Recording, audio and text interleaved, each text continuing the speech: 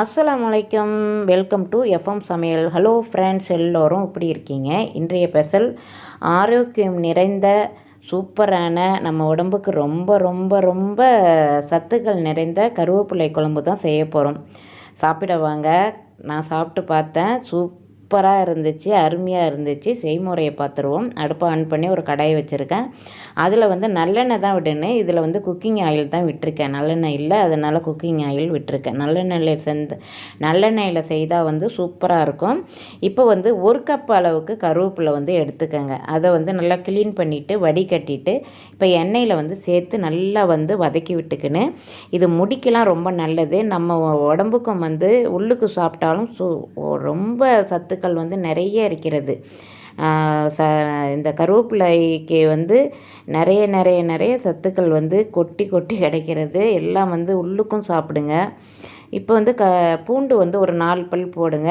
1/4 teaspoon மிளகு போட்டு நல்லா வதக்கிட்டு நம்ம மிக்ஸி ஜாரில் ஆற விட்டு நம்ம பேஸ்ட்டு போல் அரைச்சிக்கின்னு தண்ணி கொஞ்சம் கொஞ்சமாக விட்டு நல்லா பட்டு போல் அரைச்சிட்டு வரணும்.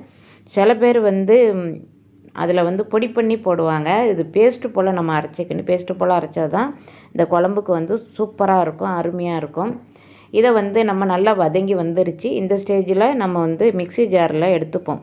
எடுத்துட்டு நம்ம பட்டு போல் அரைச்சிப்போம். கொஞ்சமாக தண்ணி ஊற்றிக்கங்க, நிறையா வேணாம். நெல்லிக்காய் அளவுக்கு புளி ஊற வச்சுருக்கேன். இப்போ குக்கிங் ஆயில் தான் விட்டுருக்கேன். மறுபடியும் அதே கடாயை வச்சுருக்கேன். அடுப்பை ஆன் பண்ணியிருக்கேன். கருவிடம் கொஞ்சமாக போட்டுக்கோங்க தாளிப்புக்கு. வெங்காயம் சின்ன வெங்காயம் தான் நம்ம போடணும். ஒரு 10 சின்ன வெங்காயம் போடணும். இதில் நான் பெரிய வெங்காயம் 2 எடுத்து போட்டிருக்கேன். பொடிசாக கட் பண்ணி பச்சை மிளகாயை 2ஆக கட் பண்ணி போட்டிருக்கேன். கருவேப்பிலை ஒரு கொத்து போட்டு நல்லா வதக்கிக்கிங்க. இது பொன்னிறமாக வரணும். பூண்டு 1 எடுத்து உரித்து இதில் போட்டுக்கணும். பூண்டு தான் 2 கூட போடலாம், 1 போட்டிருக்கேன். ஆரோக்கியமான இது சத்துக்கள் நிறைந்த குழம்பு தான் இது. சூப்பராக இருக்கும். வாரத்துக்கு ஒரு முறையாவது செய்து பசங்களுக்கு கொடுக்கலாம். நம்ம பெரியவர்களும் சாப்பிட்டு நம்ம ஏன்னா கருவேப்பிலை தூக்கி போடுவாங்க. நம்ம பேஸ்ட்டு போல் அரைச்சிட்டா பசங்களுக்கு தெரியாது. அதனால் டேஸ்ட்டும் சூப்பராக இருக்கும். இது கருவேப்பிலை குழம்பு அப்படின்ட்டு தெரியவே தெரியாது. சூப்பராக இருக்கும். நீங்கள் காரத்தை கொஞ்சம் குறைக்கணுன்னா குறைச்சிக்கங்க, காரமாக இருந்துச்சுன்னாக்கா.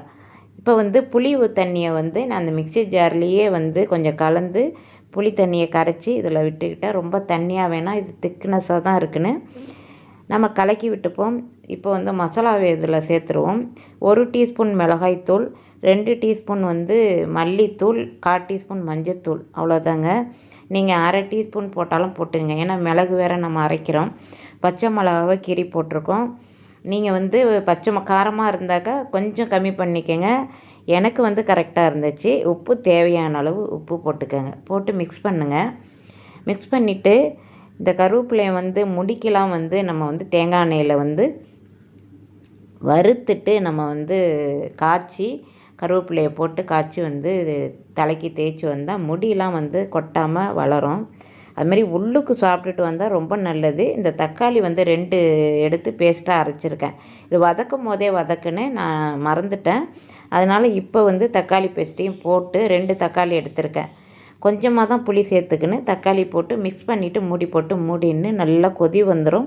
கொதி வந்த உடனே நம்ம நல்லா மிக்ஸ் பண்ணி விடுங்க. சூப்பராக ரெடி ஆகிட்டே இருக்காங்க இவங்க. ஒரு 2 நிமிஷத்தில் ரெடி ஆகிடுவாங்க.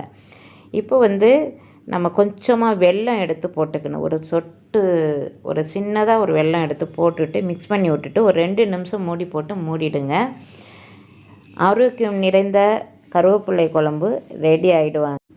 அனைவரும் என்னோடய எஃப்எம் சமையலுக்கு சப்ஸ்கிரைப் பண்ணிவிட்டு பில் பட்டனை ப்ரெஸ் பண்ணுங்கள். எனது வீடியோவுக்கு யூஸாக இருக்கும். லைக் பண்ணிவிடுங்க ஃப்ரெண்ட்ஸ்.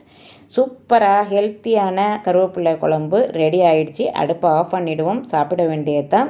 அடுத்த சூப்பரான வீடியோவில் நம்ம சந்திப்போம். Thank you for